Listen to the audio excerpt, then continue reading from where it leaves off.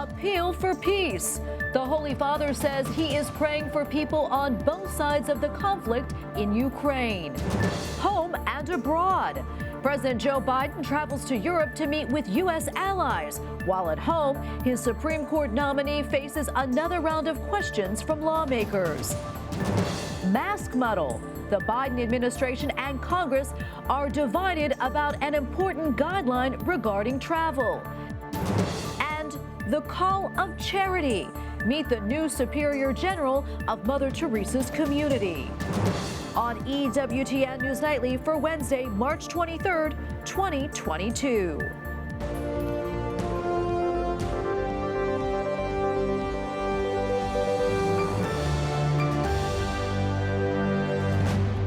Thank you so much for being with us tonight. I'm Tracy Sable. Pope Francis makes a new appeal for a peaceful end to the military conflict in Ukraine. Invia lo suo spirito perché ci faccia capire che la guerra è una sconfitta dell'umanità. The Holy Father says that he is praying for those on both sides of the conflict. He also says buying and producing weapons will not solve any problems. Instead, the solution is to work together for peace. Pope Francis recently has spoken with both the president of Ukraine and the head of the Russian Orthodox Church.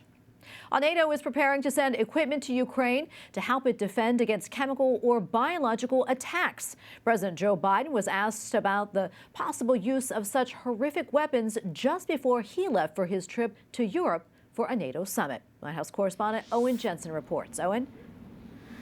Tracy, just today, the Biden administration has officially determined that Russian troops have committed war crimes in Ukraine, including targeting civilians. And tonight, there's no guarantee of what Russia's Vladimir Putin will decide to do next. I think it's a real threat. President Joe Biden answers a question on how high he believes the threat is that Russia will use chemical weapons in Ukraine. A short time later, while flying overseas, President Biden tweeted, "I'm on my way to Europe to rally the international community in support of Ukraine and ensure Putin pays a severe economic cost for his war of choice."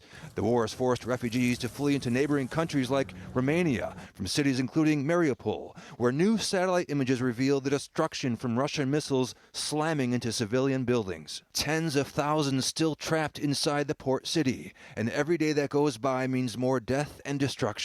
Ukraine's ambassador to the United Nations says the war has already created a humanitarian disaster.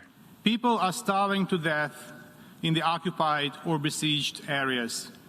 People are being killed in their attempt to flee from conflict-affected areas.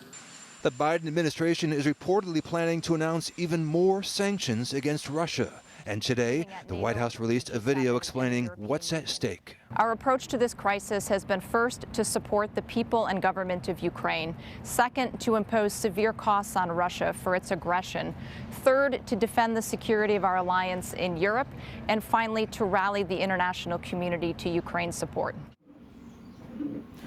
Also tonight, Madeleine Albright, who had been battling cancer, has passed away at the age of 84. She was the first female U.S. Secretary of State serving in the Clinton administration back in the 1990s. In 2012, she was awarded the Medal of Freedom, the nation's highest civilian honor. At the White House, Owen Jensen, EWTN News Nightly. Well, today is the third day of Senate Judiciary Committee hearings for Supreme Court nominee Ketanji Brown Jackson. Intense questioning addressed whether she sentenced criminals too leniently in cases of child pornography. One Republican senator says stronger sentences are needed for deterrence. I want people to go to jail who do that because you're feeding the beast. We have a bill here, the Earn It Act, that would allow the victims who are on the internet over and over again to sue the media companies that provide these images. We have a fundamental differences of how you deter crime. Thanks, Senator. There was a key moment of testimony yesterday when another Republican senator asked Judge Brown Jackson to comment on issues which address gender. Can you provide a definition for the word woman? Can I provide a definition? Mm-hmm. No. Yeah. I can't. You can't? Not in this context. So I'm not a biologist. The meaning of the word woman is so unclear and controversial, you can't give me a definition?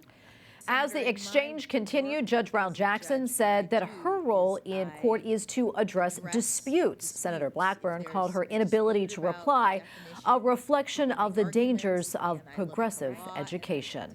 While mask mandates have mostly come to an end across the United States, the Biden administration has kept them for planes, buses, and trains through at least April 18th. Senate Republicans on Capitol Hill have passed a resolution to do away with them.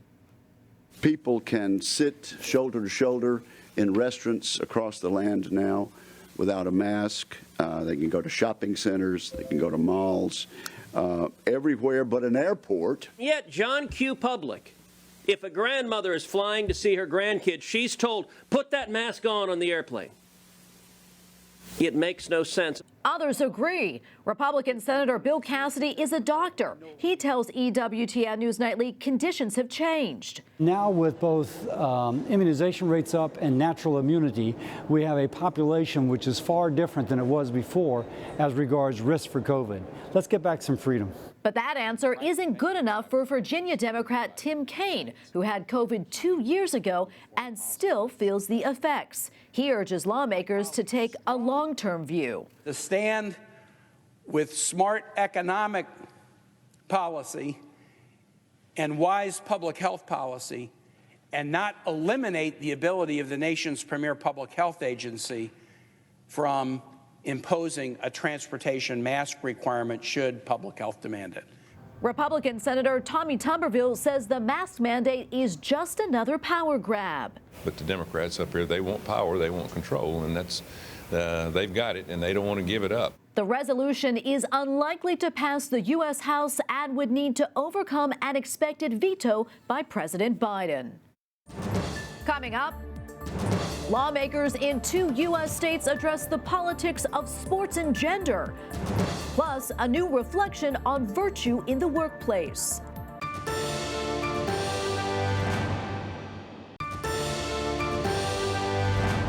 Utah's governor has vetoed a ban on transgender students playing girls' sports. Legislative leaders who supported the ban plan to override the veto on Friday. Other U.S. states are weighing the impacts of transgender individuals in youth and collegiate athletics. And joining us now is Jon Schweppe, Director of Policy and Government Affairs at the American Principles Project. Jon, welcome back. Always so great to see you. So much to discuss today.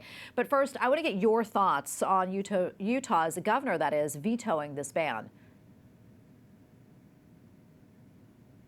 Yeah, it's disappointing. I think Governor Cox is not really listening to where the people are on the issue. But, you know, the good news does sound like there's the potential for a legislative override in Utah. So we're eyeing that closely. We're expecting some action on Friday on that. And that would be pretty significant. If they do that, Utah would be the 12th state in the country to protect women's sports. Yeah, very interesting indeed. And also, as you know, Leah Thomas, the transgender athlete from Penn, a biological male, made a splash this week by winning the NCAA women's 500-yard freestyle. However, yesterday, Florida Governor Ron DeSantis declared the second-place swimmer, Emma Wyant, as the true winner of that event. I'd like to get your take on that. And social well-being.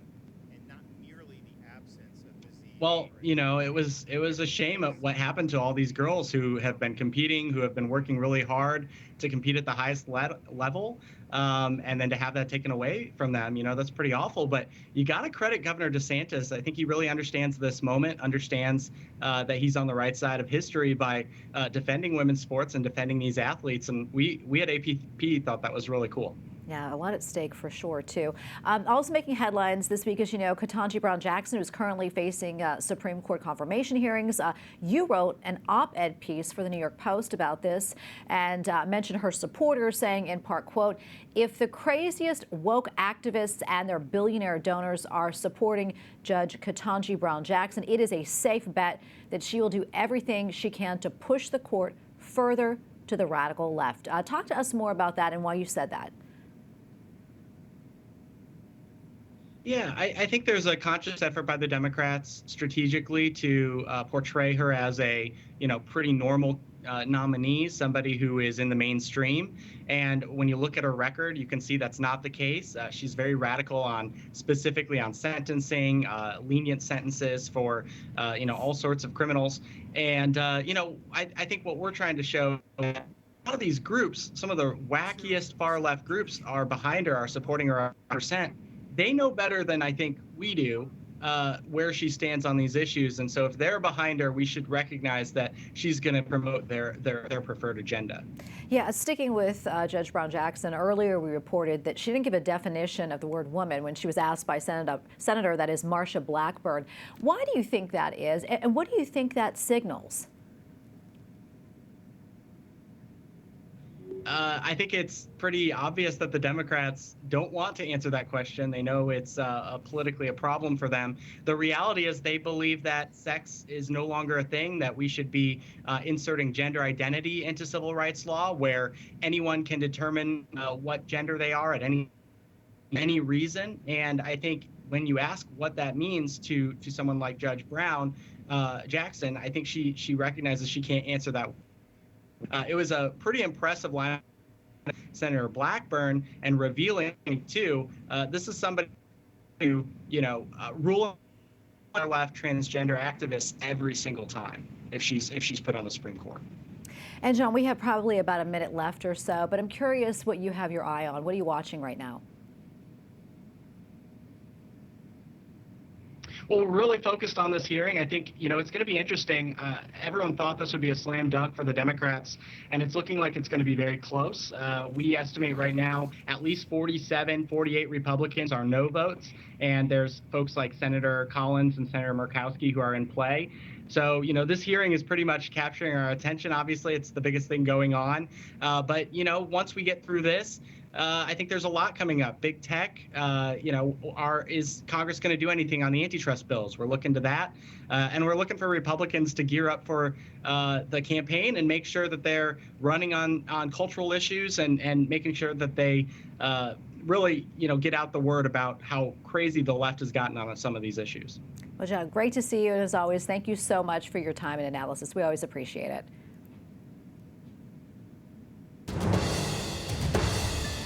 New Zealand will be ending many of its COVID-19 regulations. I want to start by thanking New Zealanders for the enormous sacrifices they have made over the past 2 years. The country's prime minister says that vaccinations will no longer be required to enter most public venues after April 4th. Vaccine mandates will also end for many workplaces and schools. Other protocols will remain, including for healthcare workers.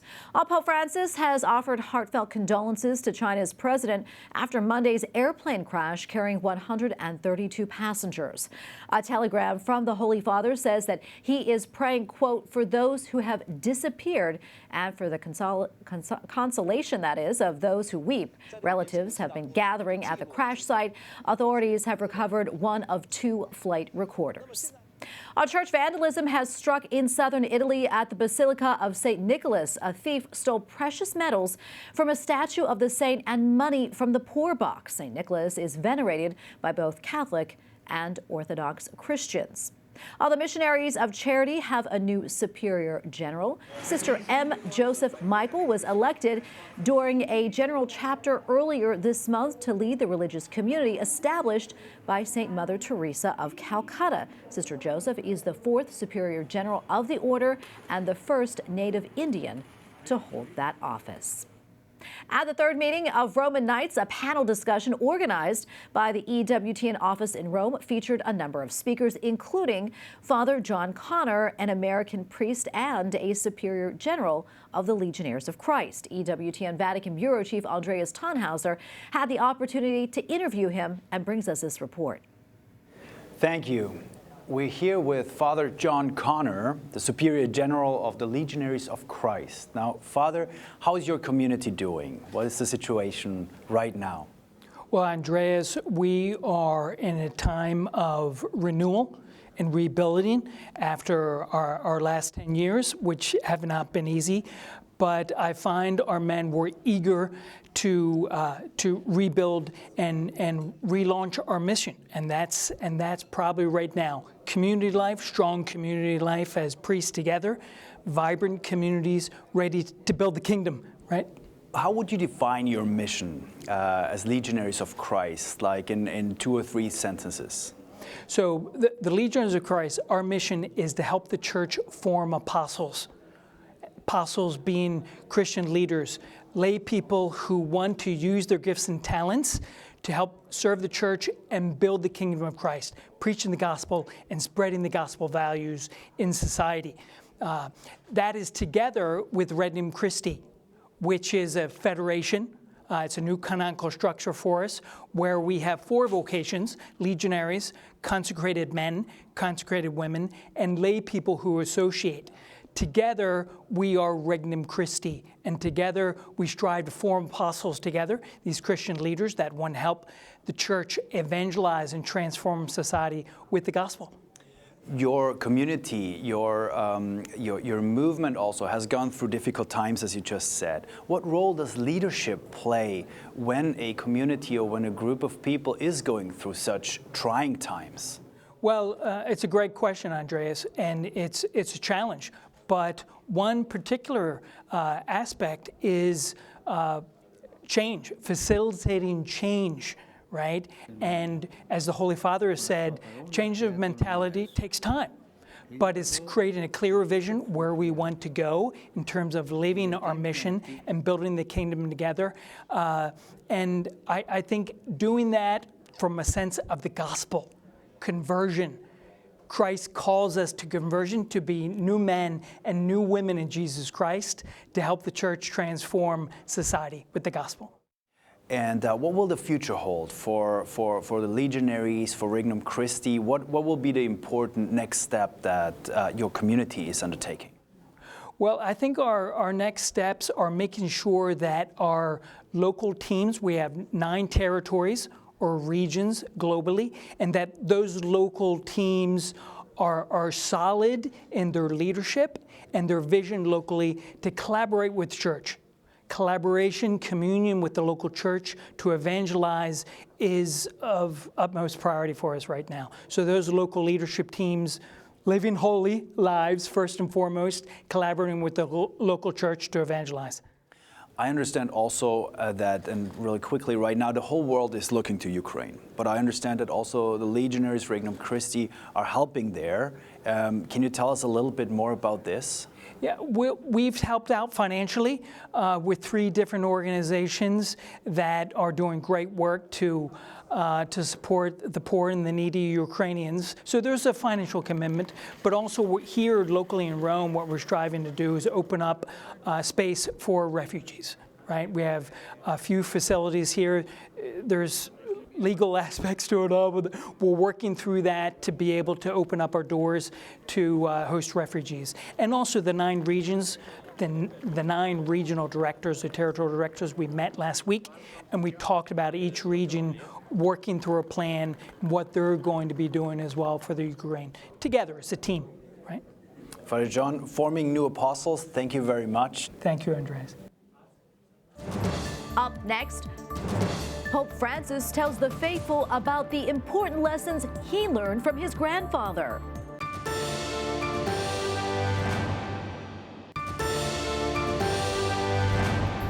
Pope Francis reminds the faithful that there is much to be learned from listening to the elderly.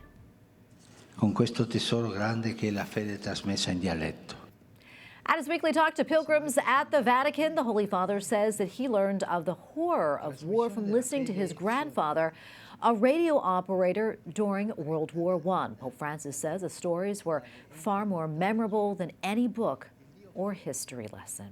Now, finally tonight, a Catholic grade school in Michigan will have more than usual to celebrate this Easter.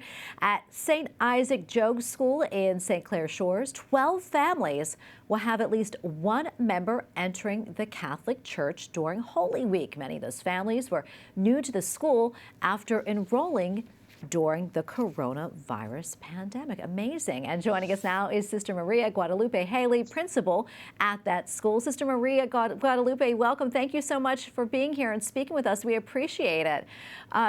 Can you talk to us a little bit more about this? I mean, 18 new people joining your parish this Easter. What went through your mind when you found that out, and how did you feel? So I am new as principal at Saint Isaac Jogues School this year, and the previous principal told me about it this past summer, that we had a number of students and families looking into entering the church. And as the school year unfolded and as the students got involved in our CIA and the families did as well, it's just been sort of a touch point of joy for me all year to be able to point this out as really, really good news about what's happening here in our school. It is actually, you said most of these are new families. Every single one of these families is new to our school within the past 2 years. So these are all new. They came because they were looking for in-person education, and their children came and they met Jesus Christ through the different activities and the curriculum, the worship of the school. And so it's been a really great joy to watch this unfold. The kids themselves are so proud and so happy about what's coming up for them at the Easter Vigil this year. That is absolutely incredible. It's almost like a miracle. I love it. You know, we mentioned the pandemic played a role in these families finding the school. Obviously, you know, many schools were remote learning only, and so they probably switched into that. And obviously through that, as you mentioned, they were being introduced to the faith. Can you talk maybe a little bit more about that, and maybe some of the personal stories that you heard about these families and these children? So we as a school are able to have all school mass twice a week. Last year, during sort of the more serious part of the pandemic, it was once a week for the lower grades and once a week for the upper grades. But we were still able to keep having weekly mass, First Friday adoration. And these children in their classes were being taught about baptism. They were being taught about the sacraments, and they were going home to ask their families, you know, well, Mom, am I baptized? No, you're not baptized. Well, why am I not baptized? I want to be baptized. So it's the children who began the conversations, but in a number of these families, their parents are coming along. There are some parents who will be baptized. There are some parents who were baptized in other Christian denominations and are going to be received into the fullness of the faith in the Catholic Church, and they're following the lead of their children. And to me, I think that's one of the most beautiful pieces of this story, is that the children are leading their parents to follow Christ. Yeah, that is really, truly beautiful. Is there anything else you would like to share with us about this experience, you know, being there, new to the school, and these wonderful miracles that are happening, more people coming to the faith? I think it's just something that for me has been a source of hope all year, that the power of Catholic education is alive and well, that we did not seek to directly convert these kids. They sought it out because of what they were learning, what they were picking up in the environment. So I think it speaks highly to what Catholic education can bring to a world today where people are still so hungry for Christ. Absolutely. You know, I kind of want to talk a little bit more about that, the importance of a Catholic education, you know, what you can get from a Catholic education as opposed to going to a public school, maybe a little bit more of a different type of learning, spiritual learning. There's a lot of talk, even in secular education today, about educating the whole child. But in public schools, when they say the whole child, they're leaving a huge part out, but they won't talk about the soul. They won't talk about God. They won't talk about the fact that we are made for God and that we are oriented toward God. And so in a Catholic school, that is the focus. Our tagline here in the schools, we are Saint Isaac Jogues, where Christ is our teacher. We can point the children to Christ as their teacher of everything, not just religion class, but math class, and you know, how do you conduct yourself on the playground? And it really is educating the whole person, the whole child, because we look to the body, the mind, the spirit, all of it together as one package. Absolutely, and especially right now. That's probably more important than ever for everything that we've been going through as not just a country, but the world. There's some real deficits in terms of how do people relate to each other. And so just teaching the kids how to be good human beings and how to talk to one another, how to treat one another. We've been recently, I've been inviting the children out at recess to come and pray a decade of the rosary with me at the beginning of recess to pray for peace. And so far, I've had takers every day for the past week and a half or so. Just come and they pray. We pray a decade of the Sorrowful Mysteries, and then they go run and play on the swings. And but they have a need to pray too, and they have a desire to do things for other people. And so, as a Catholic school, we can help them to reach out in that way as well. Well, Sister, thank you so much for speaking with us, taking the time and sharing all of this with us. We appreciate it. You're very welcome. What a beautiful story. Thank you. Thank you. And we thank you for watching tonight. For the entire EWTN News Nightly team, I'm Tracy Sable. Good night and God bless.